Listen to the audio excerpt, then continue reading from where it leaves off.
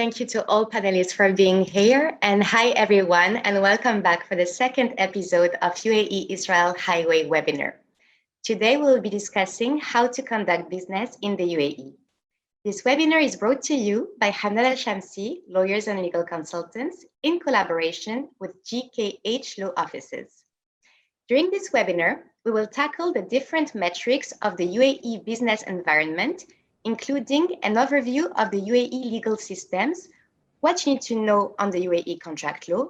We will also analyze and explain the general rules and regulation applicable in order to conduct business in the UAE. We'll be soon hearing from key speakers who have first-hand experience on the Emirati and the Israeli market. Our speaker, Mohammed Yassin, of counsel at Hamad Al-Shamsi Lawyers and Legal Consultant, is an Emirati bilingual lawyer, UK qualified, with a comprehensive international education and experience. Mohammed specializes in banking and finance, corporate governance, commercial law, and immigration practices. Responsible for most of our cross-border transactions, he currently heads our Israeli and Serbian desk and will be here to answer all your questions.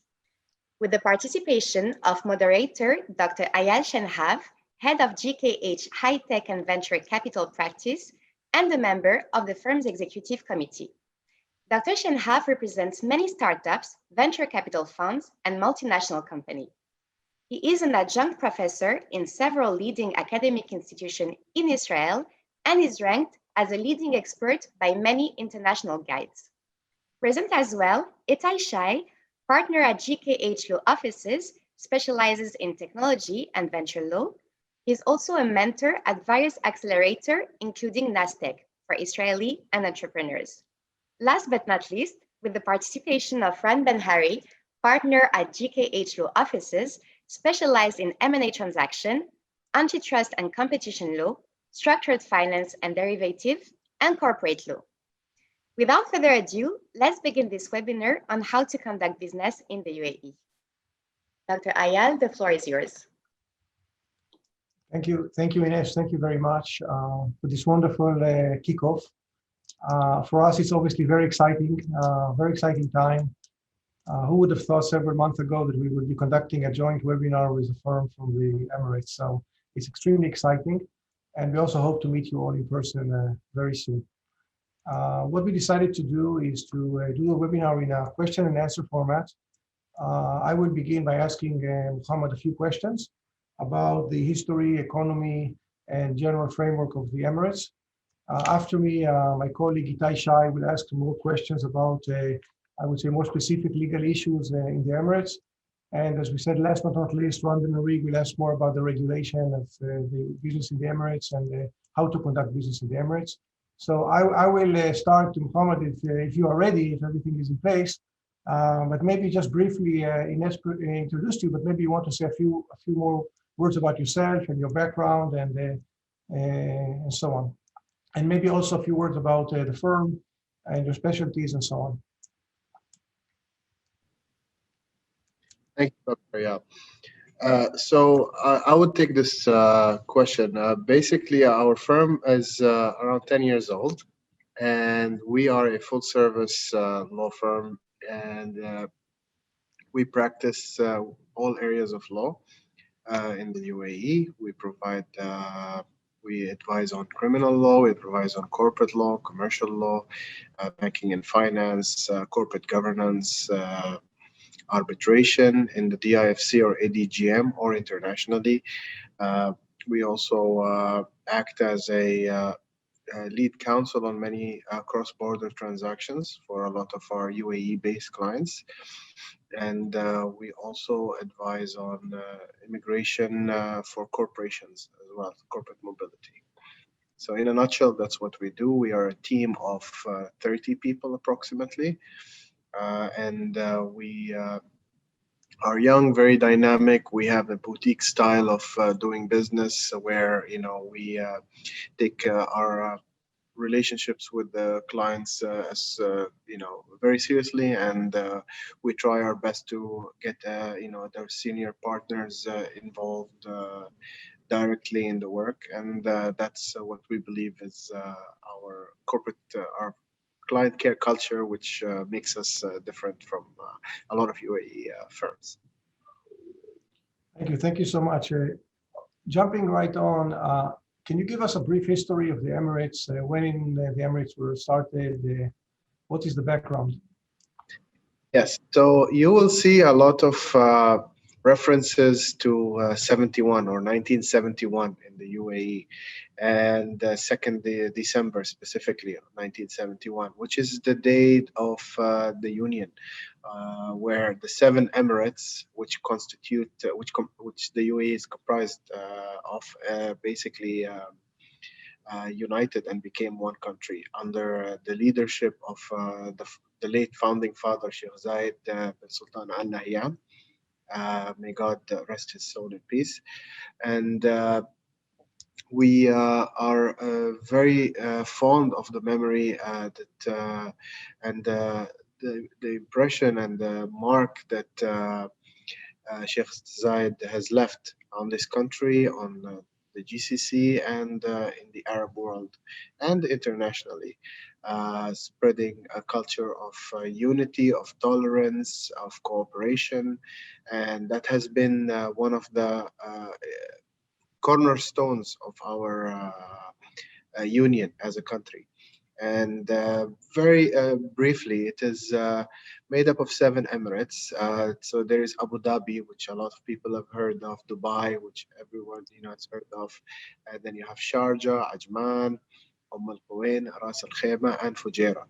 So these are the 7 Emirates that constitute the United Arab Emirates.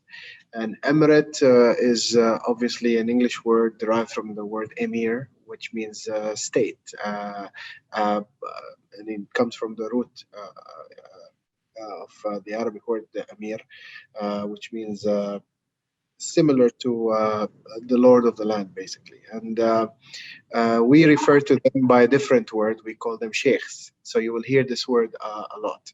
And each emirate would have a ruling family, but under the constitution, the ruling family of Abu Dhabi would have be the head of state.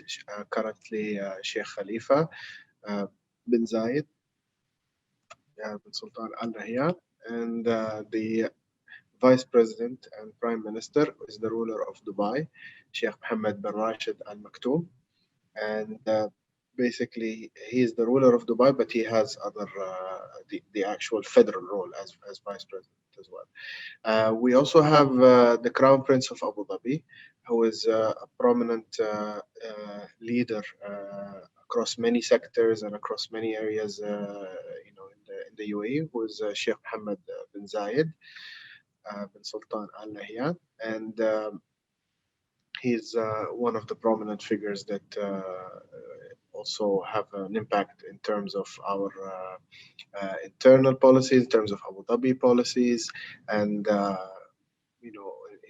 in some of the policies that are federal as well. Thank you. So, Mohammed, maybe a little about the economy in the Emirates. What are the main sectors? What is the situation now in COVID, based on COVID-19? But we want to learn about the economy and what is going on. Sure. So the UAE started as an oil producing exporting country, and basically everything to do with oil, petrochemicals, refining, the all stages, of the oil processing journey. All the byproducts of that were key exports. Before oil was discovered, there was it was a trading hub to an extent between Asia and the east, and also the west, in terms of the immediate west. And when oil was discovered in the 60s, basically the economy shifted towards relying heavily on exporting oil. Currently, and since then, actually until now, there has been a very strong investment in sectors that are not dependent on oil, in order to diversify the GDP of the of the nation, basically. And we are all very proud to say that approximately now only 30% of the GDP is from oil. Related to oil. Everything else comes from other, the fruits of the investments that were made in the last 40 to 45 years. And that is a very big achievement considering the age of our nation, as well as in comparison with other countries in the region who are still much more reliant on oil. Long term, of course, there will still be a need to rely on oil, and so the efforts in diversification have to continue, and we're lucky that our government is still pursuing means of diversification in across sectors that are topical, sectors that are in demand currently. Top technology is one of those sectors, and just trying to create to become a hub for technology in the region, and also at the same time agri-tech and healthcare as well, and trying to make partnerships with world-leading organizations in order to achieve those goals. I'm just mentioning those as example. There are many more areas, of course, that are currently being pursued, and that there is demand for them to grow in the UAE. In terms of COVID-19, you mentioned there is, of course, it's a global pandemic, and everybody was hit. And I think one of the first sectors that was hit in the UAE was the airline, tourism, and then moving to more retail, brick and mortar type of businesses. Um, However, we are seeing the start of some sort of recovery.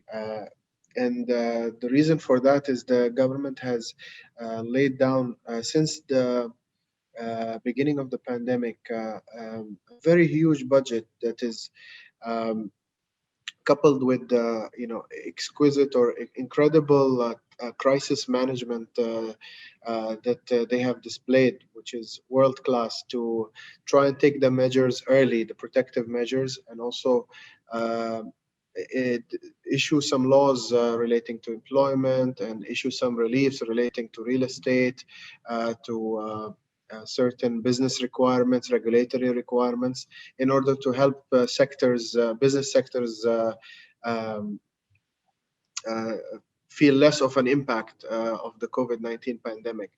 And so, with that, of course, you've had some businesses unable to keep up for a variety of reasons, but most of them did. And we're seeing a comeback to normal. I would say normal times, but it's still a work in progress. The COVID-19 pandemic is still not over. We are still required to, abide by the measures, the safety measures, which does pose some challenges. Travel, of course, is not the same, and pretty much everyone has moved to a digital world like we are today. To conduct webinars or to conduct meetings online, and try and resolve their business needs, in, through these digital methods. So doing business now is across the globe is different. The UAE has adapted. It is, of course, during this time creating newer partnerships, thinking creatively out of the box. The latest, I would say, is this Abrahamic Accord that we signed with Israel, and that brings tremendous opportunities to both countries. And I believe that there are a lot of investments that can be made in the sectors that Israel is exporting in general, and sectors that are required by the UAE. in terms of meeting its mandate to diversify. Thank you, Muhammad. It's a very, very good and very thorough explanation. So, trying to understand the legal system, you were part of the British Empire for many years, but you also have an Islamic background. So, what is the legal system? Is it more like a UK? Is it Islamic? What do we need to know about the legal system? It's yeah, very interesting. I think it's what makes it interesting is that it's based on the civil law, French civil law system. French Uh, civil. yes, so like many Arabic countries, like Egypt, Jordan, and others, there is a constitution, and there is laws passed by the ruler of the UAE, federal laws, and then we have local emirate laws, which have their local, the ruler of each emirate can pass a law or a decree, and on general matters like general company law, general tax law, general immigration law, there is always those big wide lines that are legislated for in those federal laws, and then the way that they are applied in each emirate is up to the state to legislate. That's a very general view. There are of course exceptions to this, which require diving deep into the situation of each person, but you can say that there is a federal law layer of laws, and then there is the local law layers, which are different from emirate to emirate. And of course, we can probably talk about this in a bit, but there is also the concept of free zones in the UAE. And those are basically areas or jurisdictions that are not subject to the law of the UAE. They are subject to different laws.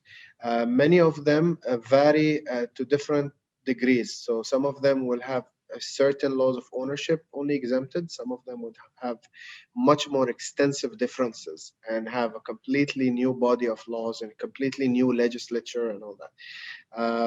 At the same time, you have to see that a lot of the market, the legal market, is between civil lawyers and or lawyers with a civil law background and training from across the Middle East or Europe, but also common lawyers as well, which currently advise most of the, you can say, international type of clients.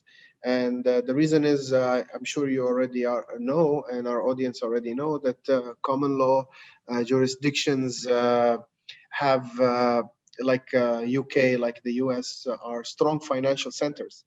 And so they are the lawyers that have these backgrounds understand the history of such legal system and bring in the best practices. So what going back to the point of why it's interesting is that you have civil law being interpreted for international companies by common law lawyers, which is always an interesting leads to interesting results in shaping the practices and the laws as well. So but yes, to answer the question in short, it's a civil law system. It has federal, it has local law, and we have some free zones that are exempted from this to an extent, depending on the free zone. So that's great. I mean, you mentioned the free zone, and obviously for us in Israel, this is a new concept, and we don't have exactly the same concept here, except maybe in the south of Israel, a city called Eilat, which has some special tax regime, like no VAT in the south of Israel. But generally speaking, the law in Israel is the tax law is quite the same. So maybe just to tell us more about the free zones, how many do you have? What are the benefits of being in the free zone? What does the free zone mean for someone coming from abroad to the Emirates? Sure. Very good question. The free zones in the UAE has been a driver for the economy in the last 10, 20 years. And The reason is, I think the one that is most prominent was Dubai International Financial Center, and more recently, Abu Dhabi Global Markets. These are the financial free zones in the UAE. Uh, there are only two of the 44 free zones in the UAE. How many? 44, uh, above 40 for sure in total, and they the ones that are unique, I would say, or the ones that are most exempted from the UAE laws would be these DIFC and the ADGM. They are common law jurisdictions within the UAE, and they were established to attract companies, corporations, multinationals, high net worth individuals that are used to operating in common law environments. Um, they took the best practices, regulatory and also in terms of commercial practices from the places like New York, London, Singapore, Switzerland, and try to bring the best of those practices into these free zones. But you will see that the dominant legal culture or regulatory culture stems from a common law uh, background. And that's what's attracting the big banks from Wall Street to come and incorporate, the big private equity houses, the high net worth individuals to have family offices or just other SPVs or companies there. And the advantages that they have, other than it being a familiar law, is that it contrary to the onshore, where you are almost always required to have a UAE sponsor.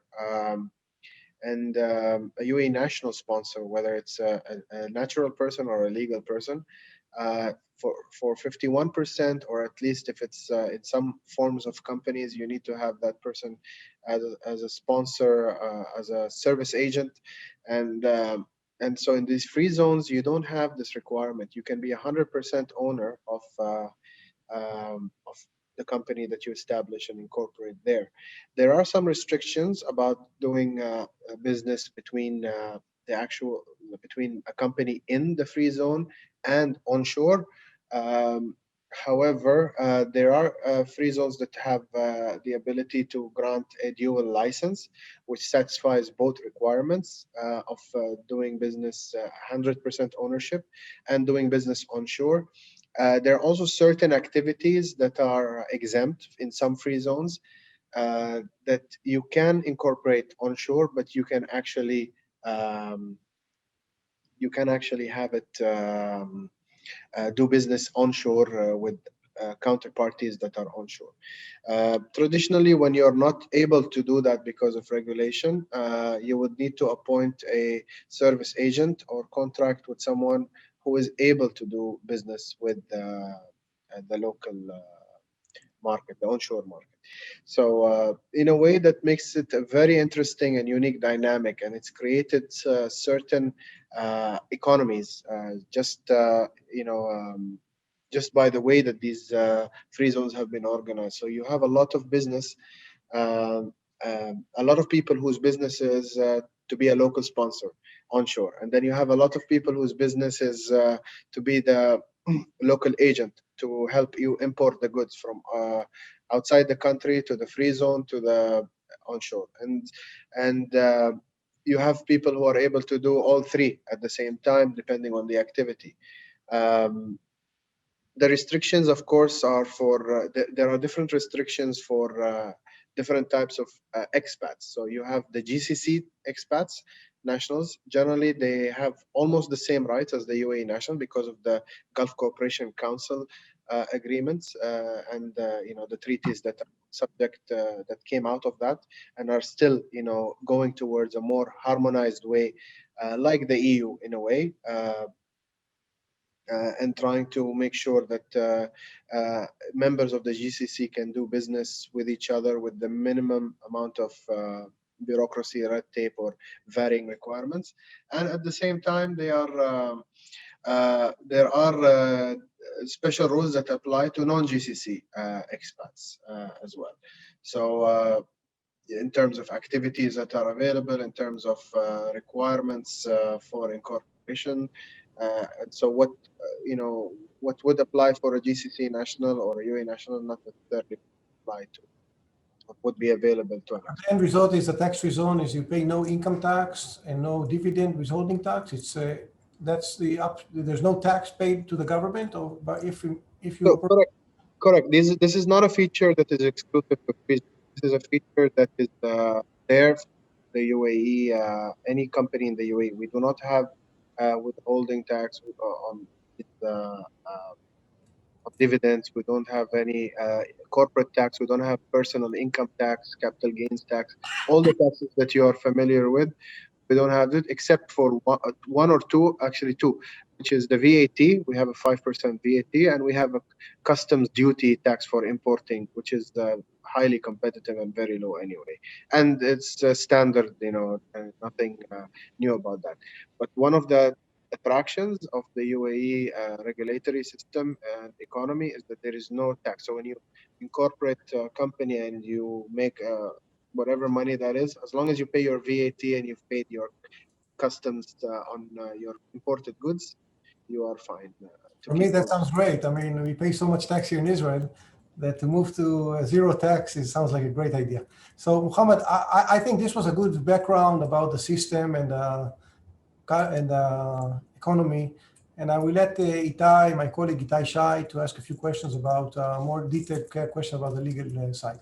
Thank you so Thank much. Thank you for joining us this morning. Thank you so much. Thanks, Muhammad. So I've just got a few questions, basically on a much more micro level on contracts.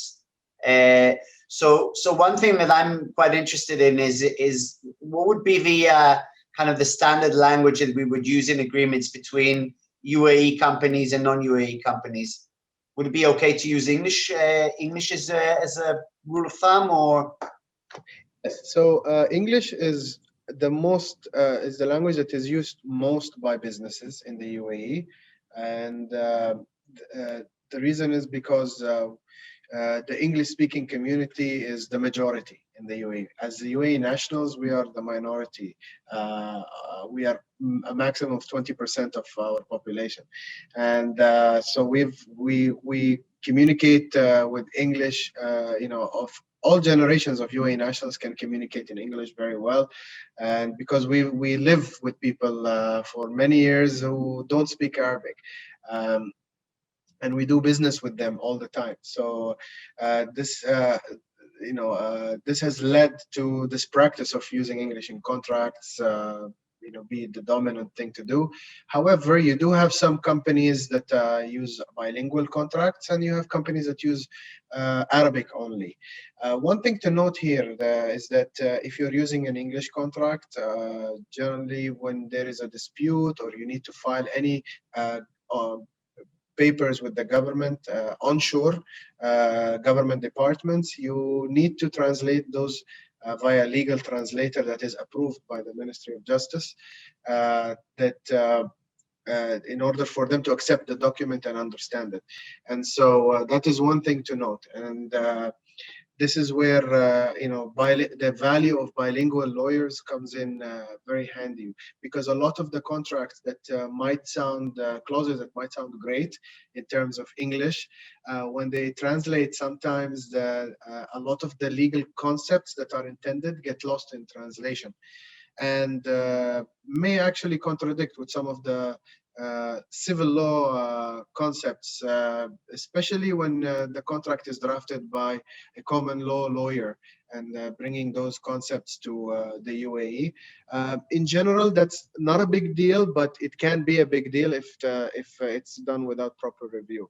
And we always try to when we review contracts, we try and think about how would the court, if a particular court in the UAE onshore jurisdiction is chosen as the forum for or jurisdiction, we do take care about this point to the extent that we have a court in the free zones that is chosen, like the DIFC courts, which doesn't require Arabic. Then we are more relaxed about it. However, we try and see if there is any conflict between the governing law and the language on a minor level. So that was going to be my next question. I mean, would it be standard to use a foreign governing law, or would we normally, when we contract with the Emirati entities, we would use a local, your local law as the governing law? So it depends on what you want to achieve. If you want to achieve a law that is full of certainty, that has all the concepts nailed down in its history and precedent, then a lot of people are actually, many international transactions are governed by English law. In terms of the forum, because we have DIFC courts or ADGM courts, which are we have common law judges presiding over these from all over the world, and actually a lot of civil law judges as well. They're more internationally experienced, and they are familiar with the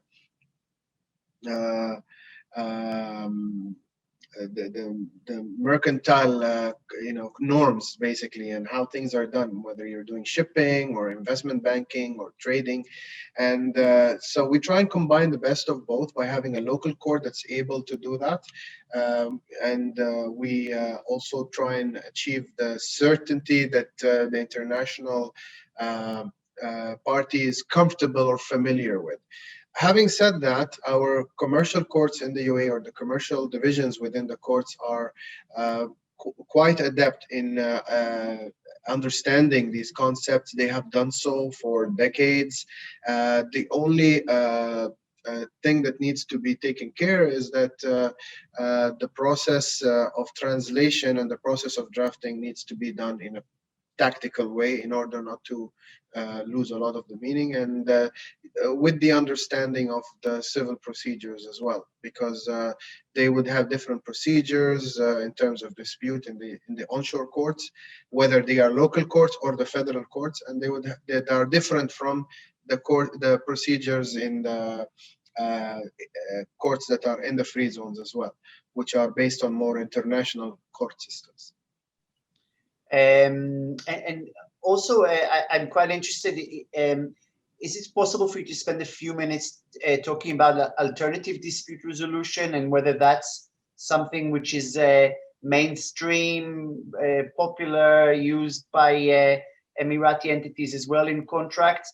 Arbitration, binding arbitration, or mediation, whether these procedures are or mechanisms are available when we do contracts there?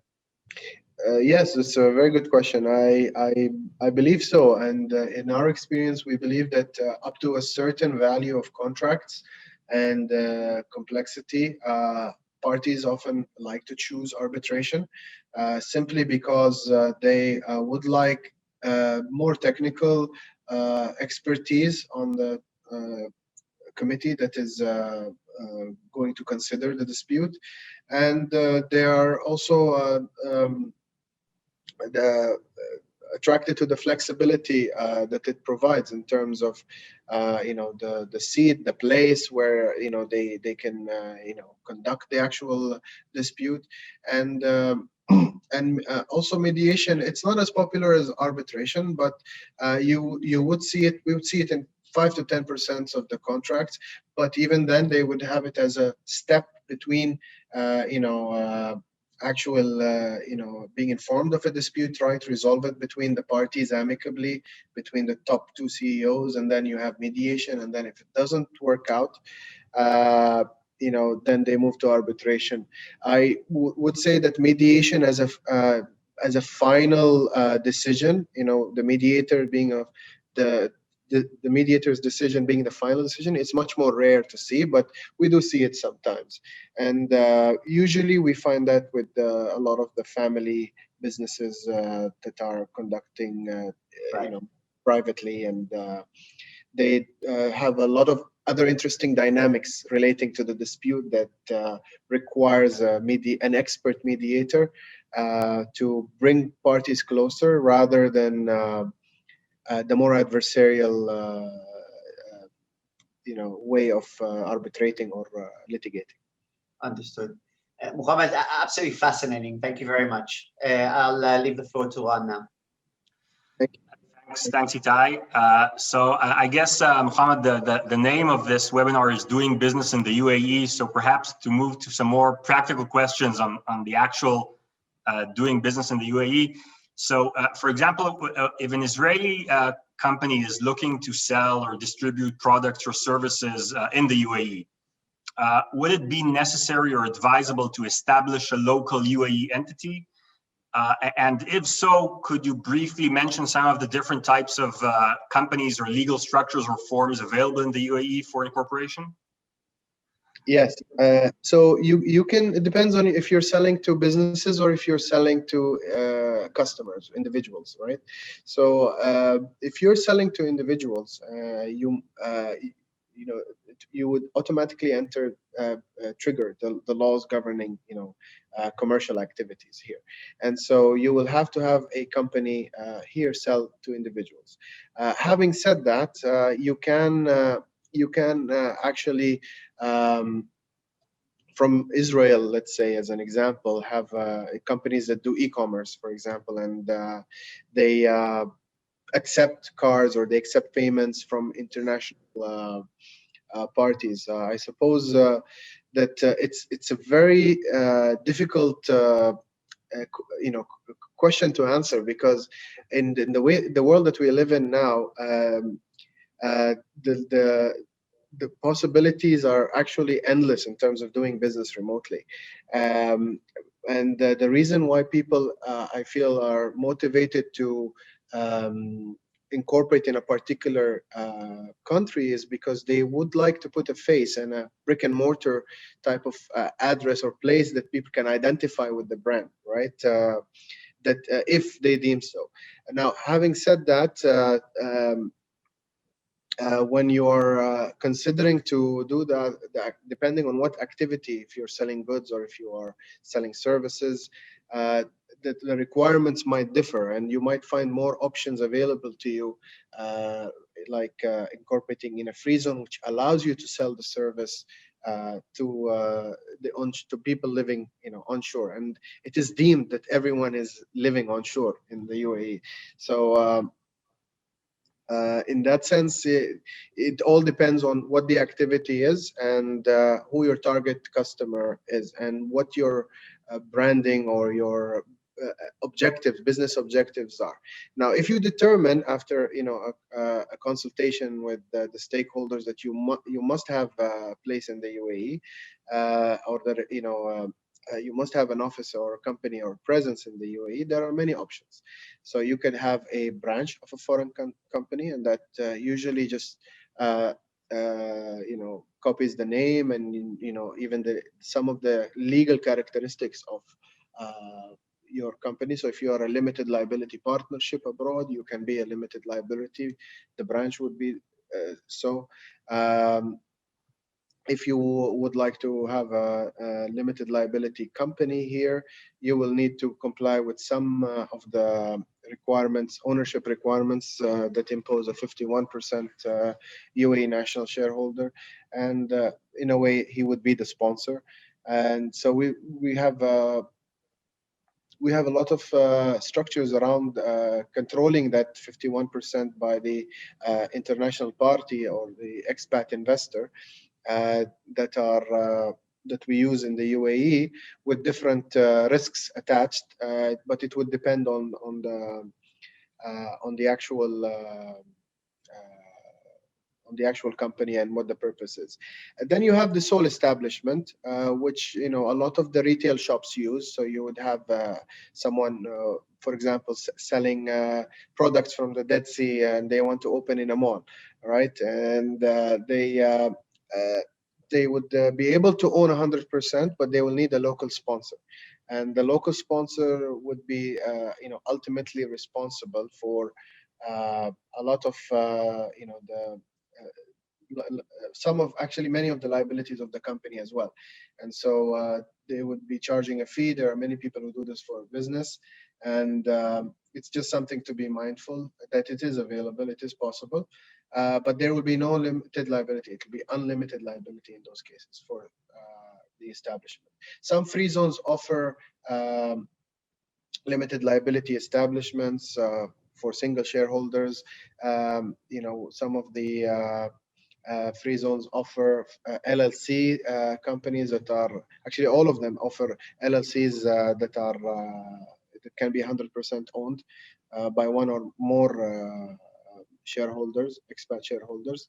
So, like I said, if I would say there is a problem with what the regulatory system in the UAE is that you have a lot of choices and a lot of solutions, and there is many ways to skin the cat, basically, when you want to approach the market here. And so it's very important to sit with an experienced consultant and to have who understands your business case and would give you the best practice to do that internally in the UAE. Great, thanks. So following up on this, are there any specific sectors or areas which are more regulated than others, or in which licensing would be perhaps more burdensome, or is it not something which should be a specific consideration when deciding to enter the UAE? Absolutely. So like in any other country, I suppose in the West, you would have sectors, the banking sectors, oil and gas sectors, telecom sectors, defense sectors, security, some of the, for example, trading of precious stones and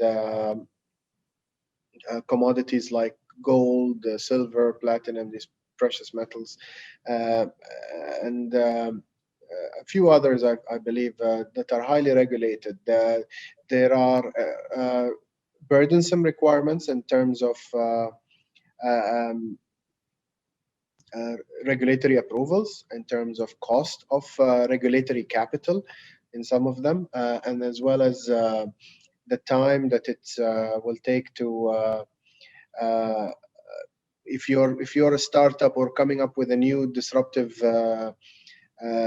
technology or a business idea that is disrupting a regulated sector, care must be taken when you are explaining to the regulators that you are different from the actual traditional model of those already in place, because if they don't understand it well, they will reverse to the nearest precedent, which probably will be much more costly than what the actual tech startup would want it to be, and then it will ruin the whole business plan. So again, there are definitely highly regulated sectors and activities, but you can navigate through them now if you have a technology element. A lot of the regulators are trying to ease and promote technology-driven companies disrupting regulated sectors by making access to licensing much shorter, much cheaper, and across the board. So from in terms of trading, cryptocurrency, from banking products, selling loans, buy now, pay later products. You have also, I had a client who opened a bank account. A bank that is online, that you can open a bank account just by downloading an app, and so all these things, if they were not steered correctly and the communications with the regulators were not done correctly, they would have been subject to the same regulations as a traditional company in that sector. But to answer your questions, yes, but it's getting to the point where it's more accommodating and more easier.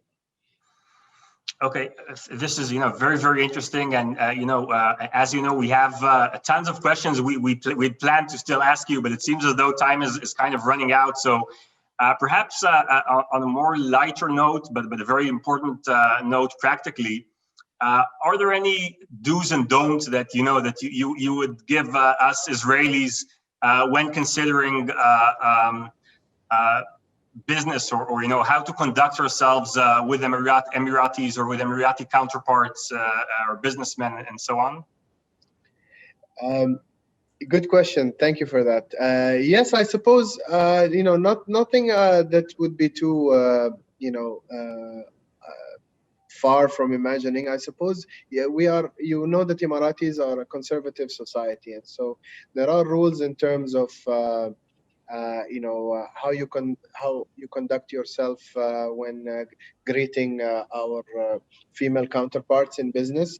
Most of them, they don't like to shake hands, and so it's possible. It's probably best not to lead with that, I suppose.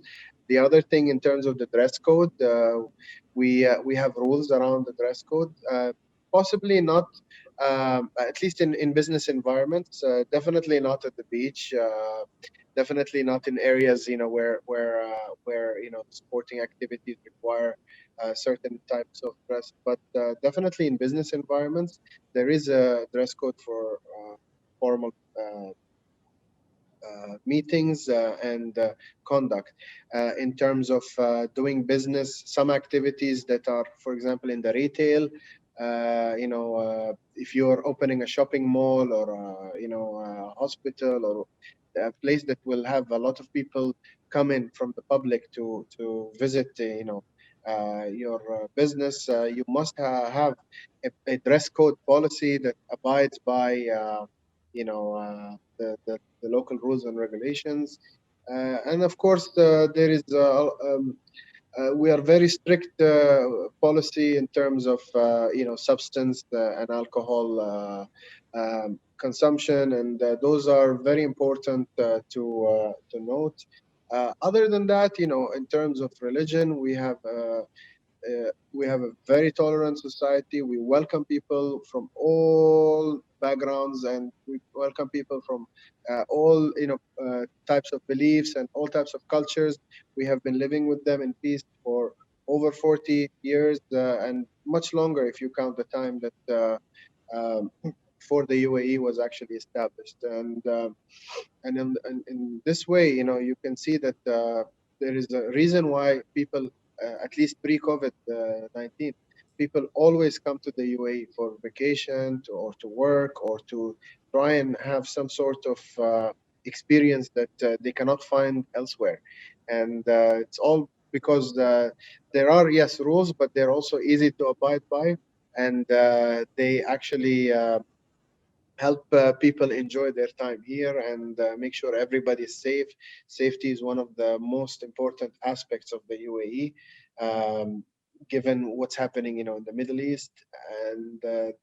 And I think that there wouldn't be anyone from Israel that will come to the UAE and find any difficulty. You would find, very warm welcome from everyone that you meet here. Thanks very much. So, this has been very, very insightful and helpful, and thanks for this. I think Ayal has another question that he wanted to ask. Just kind of a last question from my side.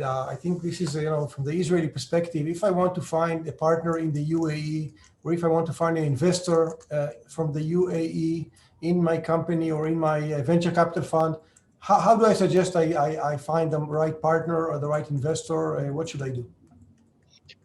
So in terms of the funds, because private equity funds and other types of investment activity is a regulated activity, and so it would depend on the jurisdiction that you incorporated, whether it's DIFC or ADGM or onshore jurisdiction.